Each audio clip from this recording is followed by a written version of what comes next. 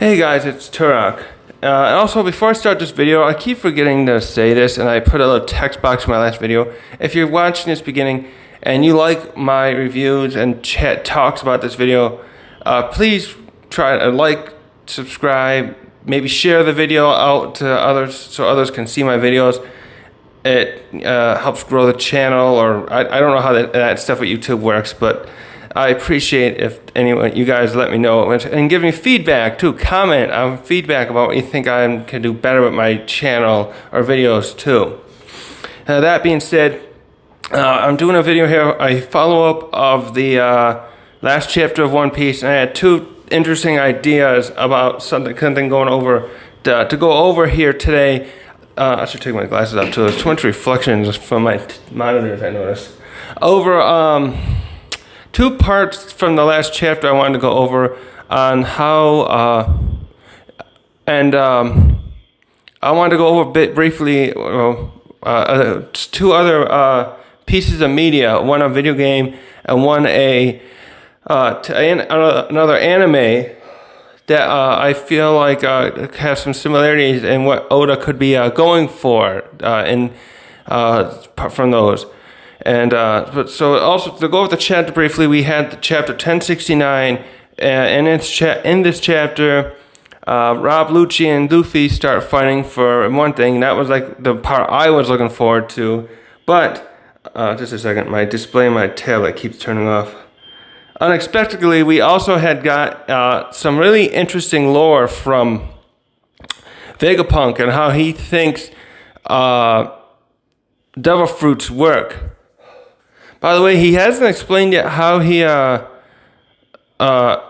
wondering if he'll explain soon how he can give the other, it looks like the Jinbei's Seraphim was able to use Senior Pink's fruit, and I'm wondering how he was able to give him that, well no, he just replicate the fruit and make him eat it, right? Because, wait, so fish? That's right, fishmen can't, I don't know why I'm thinking fishmen. For a second I was thinking, would fishmen be able to work with devil fruits? But Jack is half fishman and he has a zone.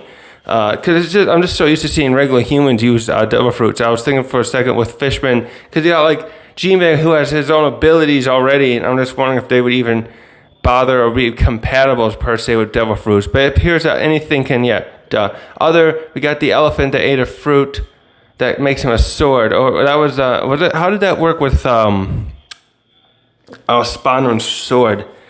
Anyways, I was just thinking for a sec, how did he? Now I'm getting off my tangent. Yeah, how did So he probably just replicated Senior Pink's fruit.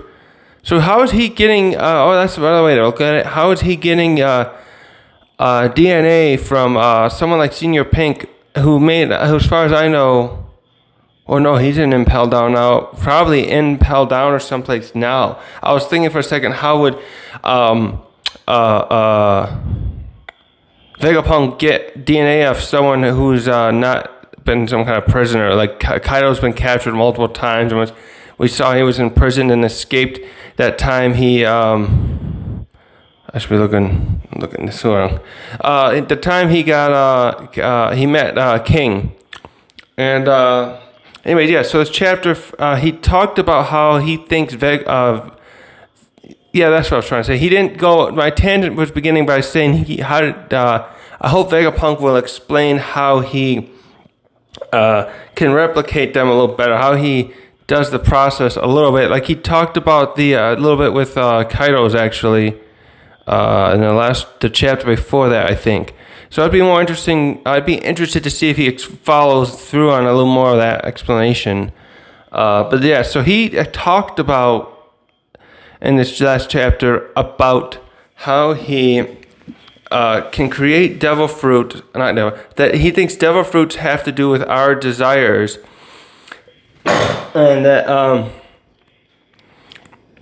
that it has to do too with us wanting to evolve and make choices in our life. All right, let me go back and follow through on this. So, I know I'm saying this vaguely wrong. Let's see, right?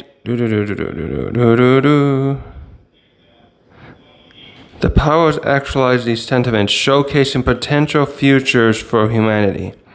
So anyways, what I wanted to get at with this part, what this reminded me of as I was reading this, and also I was watching Tekken's. This came to me while I was watching Tekken's review. I was reminded of Digimon Season 3, the Tamers season, from about 2003 or 4. I think it came out. I forget. I didn't look up the year. But in that season, that season was an interesting one because it was a lot darker than the previous ones. I don't know if any followed up since have been like that. I know the fourth one was kind of like that, but not as done as well, I think. But the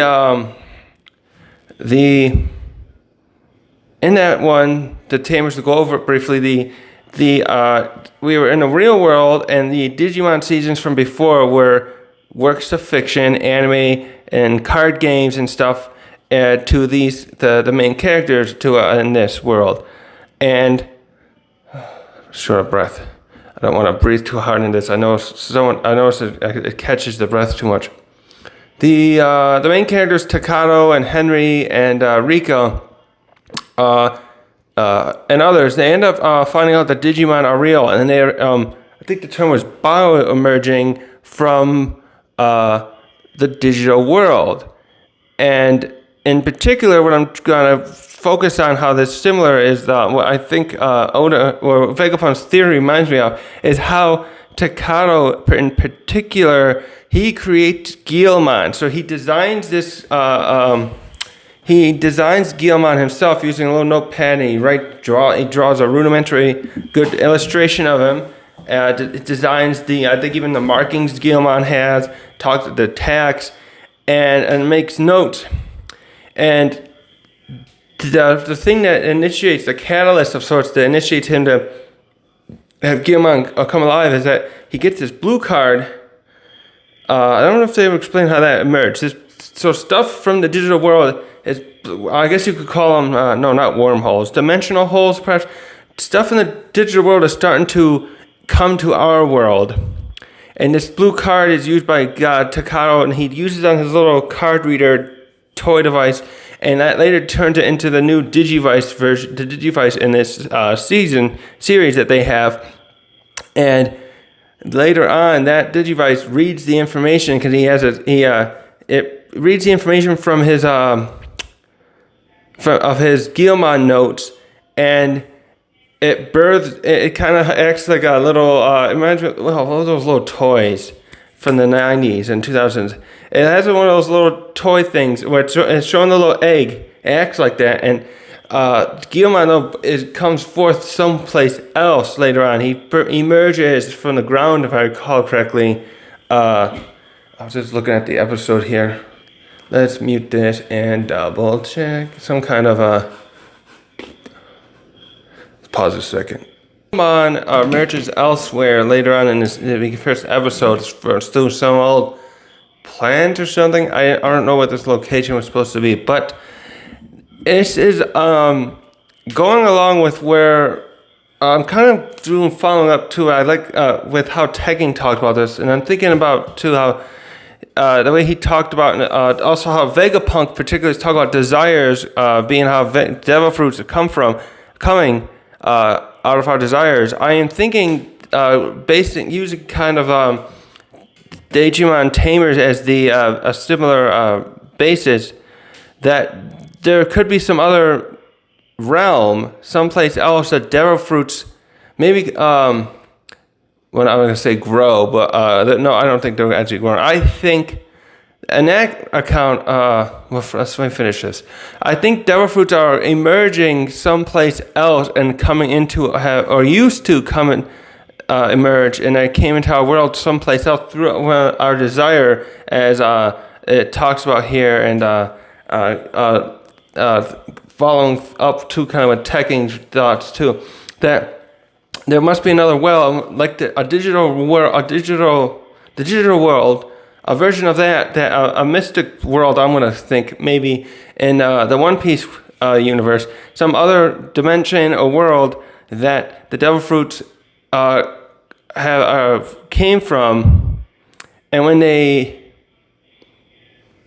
come into the One Piece world, they have to inhabit the fruits first, which is an interesting choice. I'm wondering if there'll be an explanation of why they inhabit the fruits. That's something Vegapunk didn't go over. Why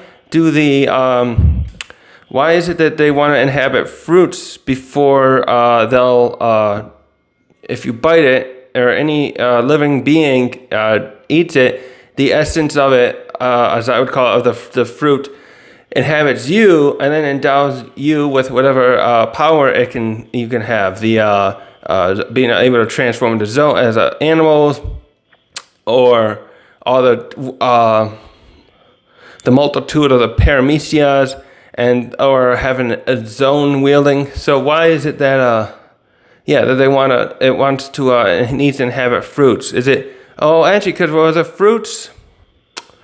I was gonna say the fruits are off the pick. I was gonna say because fruits are living too at one point. And and wonder if the essence has to stay inside a living thing, and it chooses fruits for some reason before you can, and then it will inhabit you as long as you're alive. And then it goes back to a fruit. It's funny that it just won't. There's something too. Why won't the fruit? It's funny that the fruit's essence, the essence of whatever you eat. So say, why didn't say Ace when he dies? It's funny that the essence can't just go into another person when that person dies. It has to go. It decides to go back, or is compelled somehow to go back to a fruit before someone else can eat it. Why does that have to do? What is the basis of it not being able to just move on to another ideal host? Like there's something too about that, because look at how people like Law, who's a trained, educated doctor, has a fruit that's perfectly suited for him. But so how did that work? Did the Flamingo's brother, they had to find that one.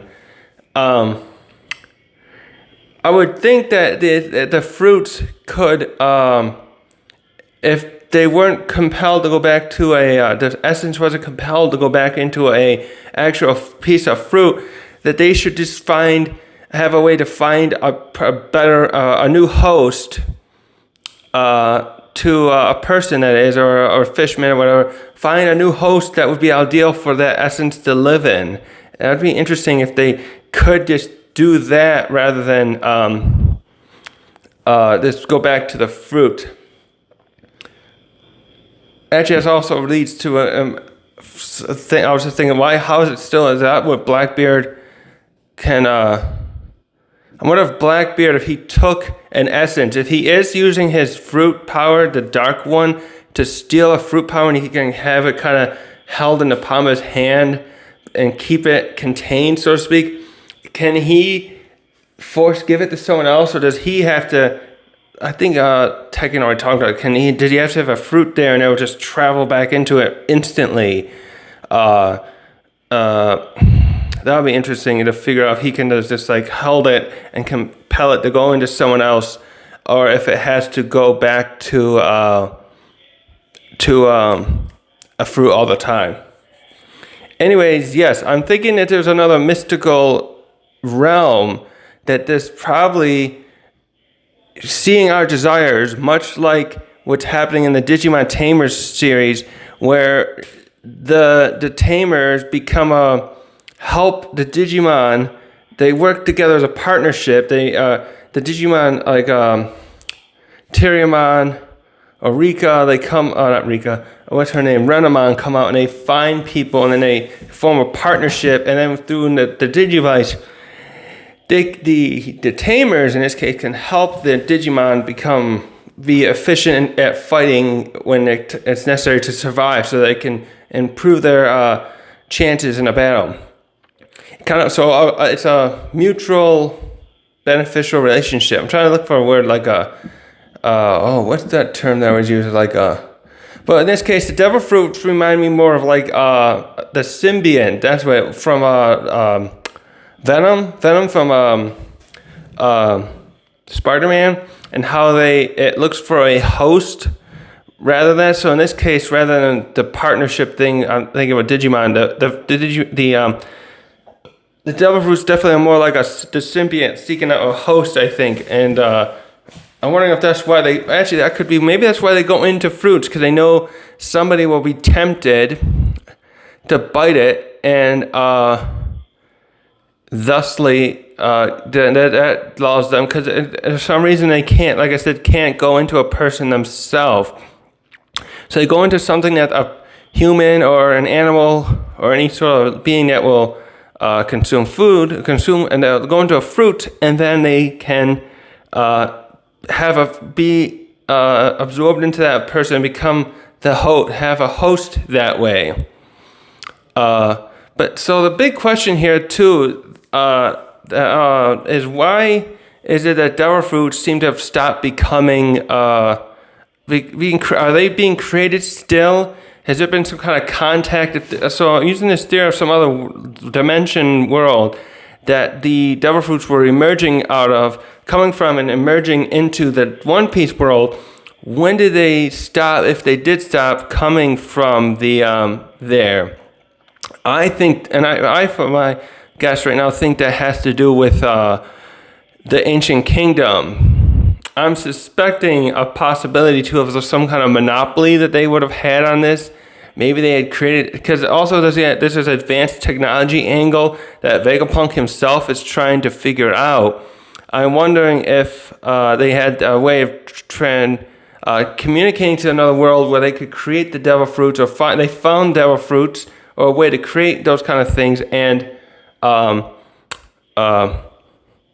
bring it back here, and then they could start giving people devil fruits as they pleased. And the world government, the founders, were at odds at this monopoly and wanted to bring it down. Though I see some holes in it, and like how, why do they? I'll have to think more on that. Why do they want to hide so much about the ancient kingdom? It's probably all comes down to something with Imsam too, knowing something, or maybe I think that too could fall back to a theory I thought of before, where Imsam likes keeping the world of One Piece in a way held back technologically. That's another thing. I think this all leads back partially to that, where the technologically are being held back, and they're only allowing the technology such as Vegapunk to be used toward them for their benefit. I really wonder if Vegapunk went out still and had Mads or something else like that, if he would be allowed to create things that would benefit humanity and societies at large without their gatekeeping, so to keep. I really doubt they would let him do that.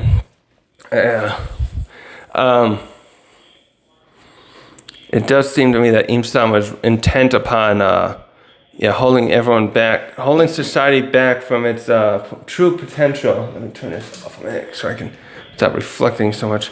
I should turn this one off too. There's that part where I'm wondering if devil fruits are emerging like that out of the another realm, and they this would link with the desire part, where the human desires to create, to imagine to be a bird, and to imagine have powers over elemental stuff, came to be through this strong connection to someone basically listening from elsewhere, and it came forth. What was that? I had something else to say about that with his desire. Yeah.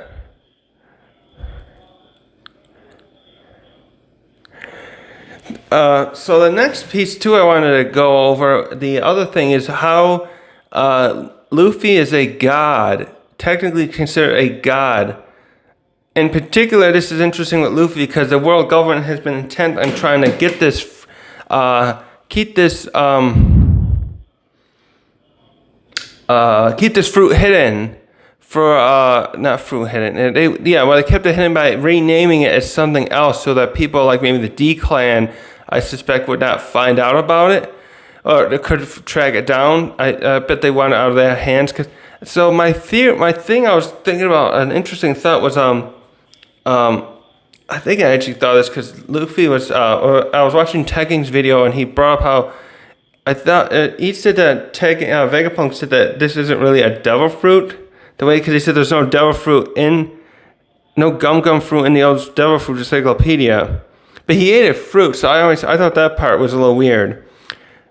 But so my thought was, I wonder if these gods, Nika, or maybe like what Sengoku Heaven Buddha, if they are actual gods that maybe they even came from the same place the devil fruits come from, was my thought. And they can't. My theory is a couple ways. There's a couple ways to look at this. My first one was I was thinking about the video game Zelda Skyward Sword, and in that we find out through the lore of that Princess Zelda, all the Zeldas, are a reincarnation of a goddess named Hylia, who was the protector of the Triforce thousands of years ago. Even so, that Skyward Sword is the furthest back in the game, in the Zelda timeline, and even before that, we found out thousands of years before that, there was the Hylia was a goddess protecting the Triforce, and the thing that would eventually become the entity that would eventually be reincarnated as become Ganondorf was trying to come after it, and they failed then. So somehow Hylia, though, is her essence or soul as a goddess, like soul, is now reincarnated every time into a human, a mortal, and no, she's always named Zelda. So I am wondering if in some ways the devil fruits of gods, like someone like Nika, if it was, say it wasn't a devil fruit or something, maybe there is some kind of, well, no, now I'm kind of tripping over my own theory. I'm thinking that this power does represent some kind of god, some kind of thing that can have influence over people, especially the way they talk about Nika, whose antics could bring a smile, and how also the one chapter where he first showed up talked about him being a god, Nika being a god that slaves look to help them let me look back at that one actually. I couldn't find that part about the slaves, but there was, I think, maybe who had brought that up. I gotta go find it later. Yeah, but he's also, so I went back and I was just looking at the chapter with the Gorosei talking about the fruit of Aenium. So I'm having this theory congeal in my head where I'm thinking that the fruit of beings like a god may actually have less to do with a desire that created these things, and possibly are some kind of reincarnated or some essence of an actual god that came from another. They probably don't. Again, there's something there too with that the god of the sea or the mother sea thing or something like that. And I know Tegan's got a video. I'm going to watch that later. I wanted to bring this out before I watch this video, but maybe that'll help me follow through on this idea later if I watch it. But I'm thinking these fruits of God, especially one like this, is some kind of god. What was I about to say about that? That maybe there aren't gods that live in the One Piece world per se. That maybe they do live in another dimension, another realm beyond where we can reach them. But that some of them, like Nika, have come here to help us, but they don't manifest in a way here where they can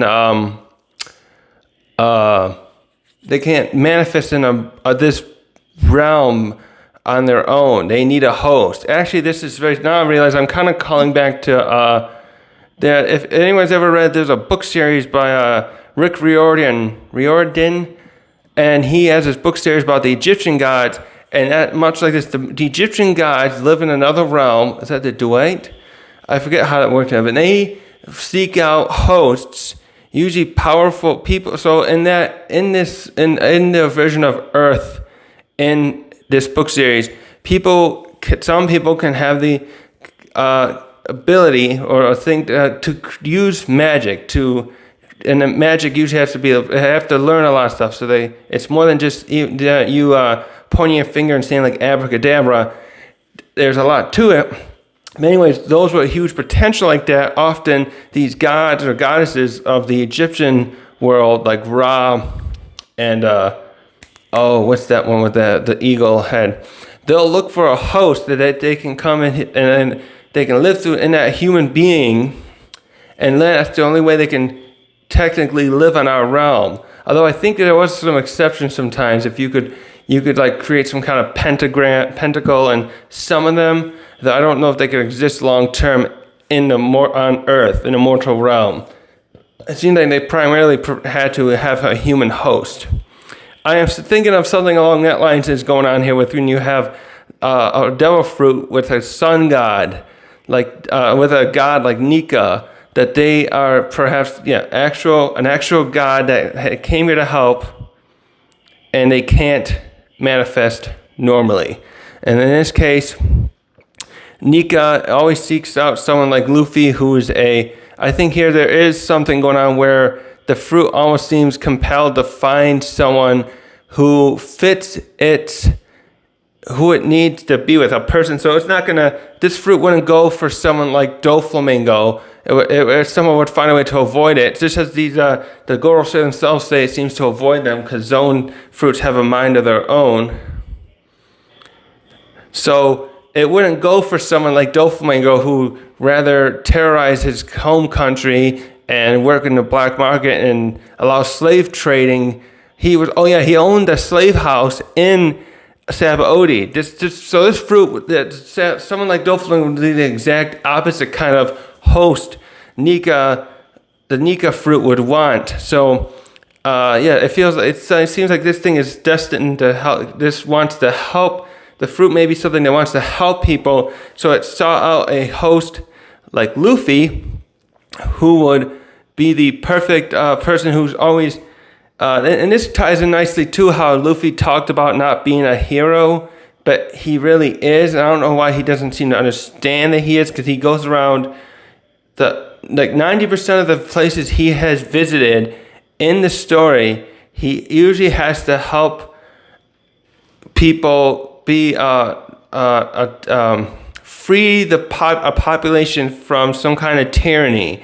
So Nami's island was terrorized by Arlong, and there was that commander with the axe and a crocodile working behind the scenes that caused a civil war in Alabasta. He always goes into these new areas finding trouble. It's almost like he's attracting it because it's almost like because he's got this fruit that's about liberation, that represents that he's pulled toward islands, it seems, in a way that he has, where he can help people. Kind of reminds me in a way, actually, with that, like if anyone's ever watched Doctor Who, couldn't think of the name. In Doctor Who, it comes to a point in the newer series where they talk about how the TARDIS, his ship, is basically leading the Doctor to places where he can help people as well, to other planets. He travels around different planets across the universe. It seems, and he can travel in time as well with it. But in particular, when he goes around, I guess in time he's going. It takes him to places and in times where he can help solve these problems. People being terrorized again, or all sorts of problems like that. This seems like a very similar thing where the power Luffy has here is leading him into helping people.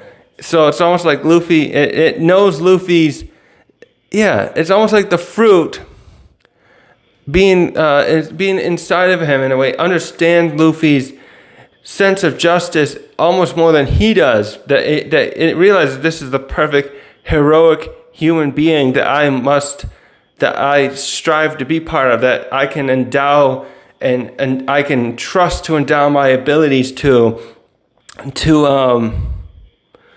help people. Actually, that makes me think too, if the fruit like this was eaten by someone like Doflamingo, could a devil fruit zone like this if it perhaps seeks out hosts, could it try to avoid being ingested by someone like Doflamingo, even if he bit the fruit, so that it doesn't have to be stuck as a host inside the host of someone like him, whose only goal in life is to terrorize and be a filthy rich bastard, stuff like that. Can other fruits do that too, where they avoid trying to they want to find a host that matches their, like look at Rob Lucci too, and that other guy, his other compatriot who had the wolf fruit. They both ate fruits that work with their bloodthirsty nature, even though I think now that also, there seems to be a part where carnivorous zones, the people who eat them become even more edgy and dangerous because of that fruit nature. It also seems that those fruits perfectly go with that in a way where it's like I wonder, like when the other guy had the wolf fruit, because he was presented the fruit along with what's her name, Khalifa or whatever, the blonde-haired gal who's his other colleague. They had the two fruits in front of them. He could have easily, in theory, just picked up the other fruit and had the soap power, and she could have became a wolf. Now she's certainly a dangerous woman too, but I feel like the other guy was more perfectly suited to having that fruit, a wolf fruit, and he made good use of it too later, trying to play around with Sanji. It does seem to me that the zone fruits in particular end up going to someone who works perfectly with what they can endow the host, the human, the person, not always a person, with. So it's very interesting to think of that. So back to the beginning too. Yeah, I'm wondering if this is like a God incarnate essence from another dimension where the devil fruits may come from too. And hi, Wilder. And that's how they exist in this world. They come here looking for a host. In this case, the spread, and especially this is especially interesting because now this is a world that's been under the thumb of a government for 800 plus years now. And well, there's something there with Joy Boy too. What's his name? The elephant says that this is Joy Boy coming back. So that makes you just wonder if anything I'm thinking is true. Does that mean when the Joy Boy, Nika, the first guy with this fruit, did he come about right as in the war as a desire to stop the world government because they were winning the war during the Void Century, or was this a fruit that came beforehand?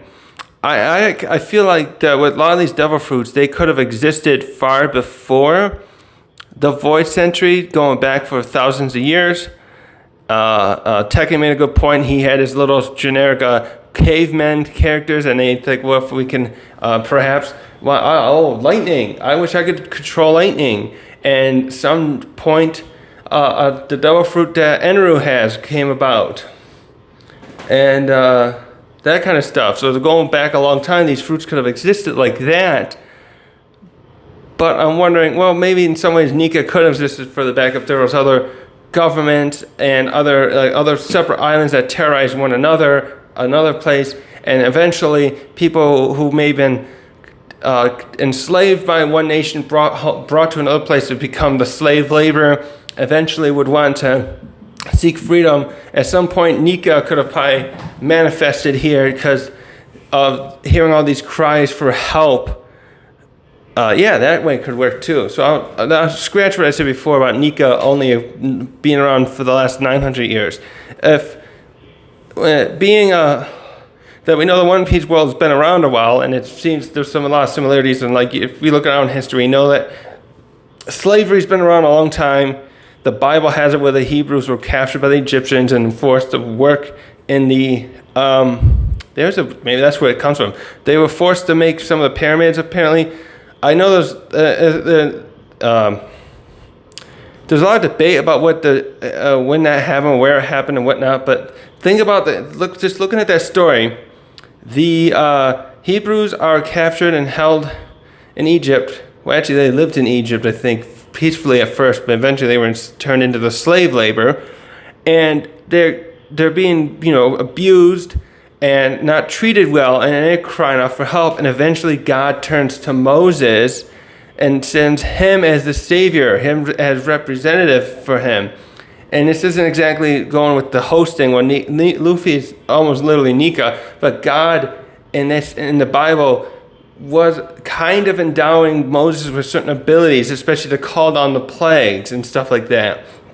So there could be some similarity there where, so the Hebrew people were calling for help. Eventually God listened and sent a savior. I could see this happening more or less be what happened here, where people are enslaved by one nation, say one of these other nations in the South Blue beat up the other one, and they brought them all over as slave labor. You're gonna be our servants and our gladiators. I'm thinking like Rome stuff, and how Rome was bringing all kinds of slaves. And eventually they're saying, no, the people cry for help. And Nika sent this, maybe there's like another god per se that is from in the other realm, heard these people's cry for help, and Nika's kind of like his champion. That's something that's a theme used a lot, where a god will send a champion of sorts to help people, because the god itself is always some kind of rules where they can't. That's the other thing. There's usually rules in some of these things where gods can't personally always intervene and help in doing things on earth. They can't just come down and fix the problems themselves. There's usually consequences for that. This is going back to Rick Riordan. There's his other series about the Greek gods has that theme going on, where that's why the demigods, the heroes, who are usually the offspring of the gods, they are usually kind of working on behalf of the gods to help the gods keep the kind of law and order of sorts. That's not exactly how it is, but they act on the behalf of the gods instead of the gods always going around and fixing things themselves because of some kind of consequences. I can't remember exactly what they explained how that worked, but that's what it came down to. So I'm thinking Nika in a way could still be kind of a god. So in a way, like Nika in this case could be like a lesser god of sorts, who was sent by a greater one who wants to help people to help liberate people who are enslaved, and or like in this case, nations forced to be in a coalition under the thumb of a single central government, especially. There's all kinds of stuff there. Lastly, what I want to go over with this, leading to this, is I'm wondering if that is why if this has to do with how Laftel is so important, and why Roger, he ended up there too early, they said.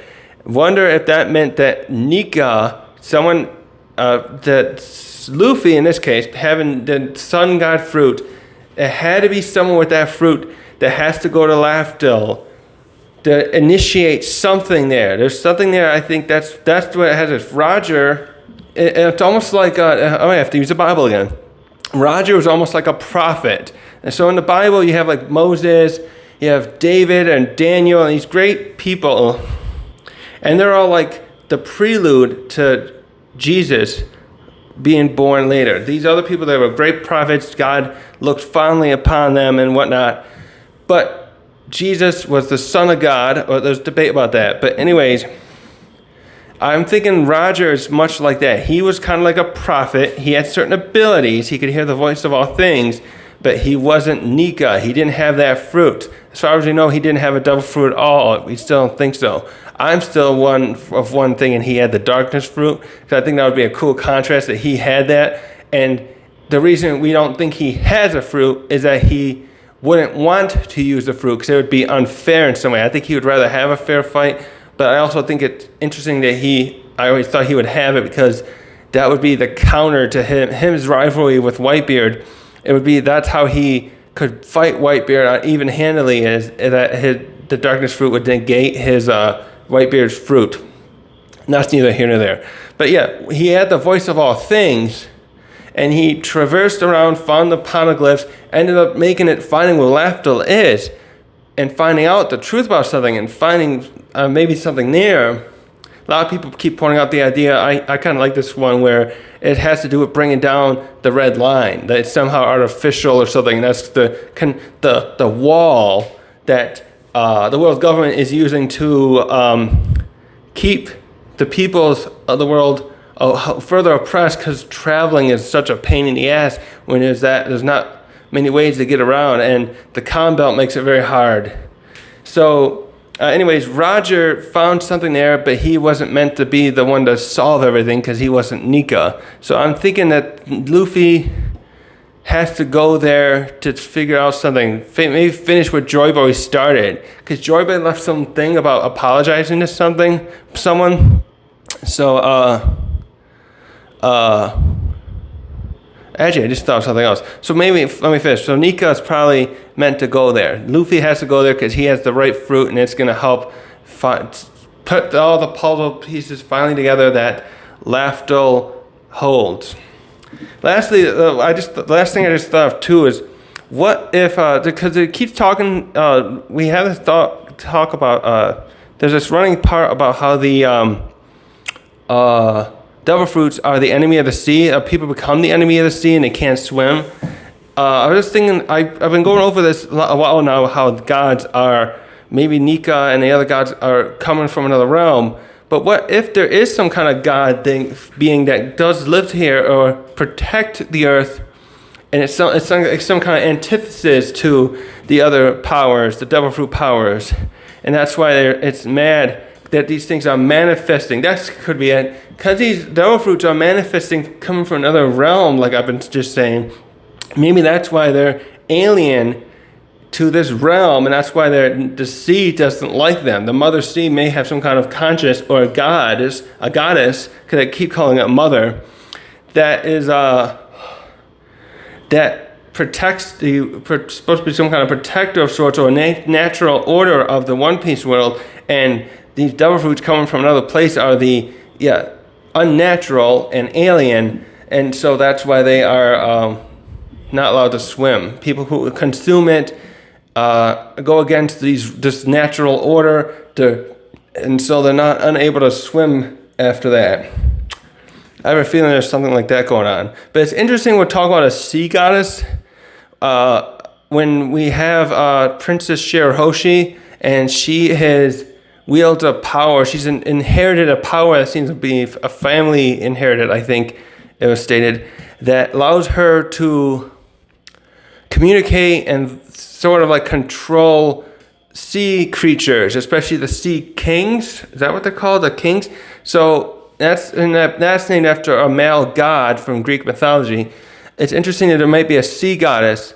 That still sounds like something like Shirahoshi could somehow be related to that. Like, what if she is a reincarnation of some sea goddess, but Poseidon, I don't know, Oda wanted to use Poseidon as a name, perhaps. That's very interesting there. I'll have to think on that further, but I think that's where I'll end this video. I kind of just ran out how to talk about that. So yeah, what was I going over? Yeah, Digimon Tamers. I have a feeling there's some relation to that kind of concept. Watch it. If you haven't watched Digimon Tamers, you really should. It's my favorite season of the Digimon seasons I have seen. I have not seen much of anything since the fourth one. And Skyward Sword. Actually, I gotta go back, and I was just replaying that on the Switch. That's the Switch version's awesome. It's it fixes a lot of stuff that Wii did. But and once again, if anyone likes this video, please like and share. Give me some feedback. I keep forgetting to look this way. Sorry. And I'll see you guys around.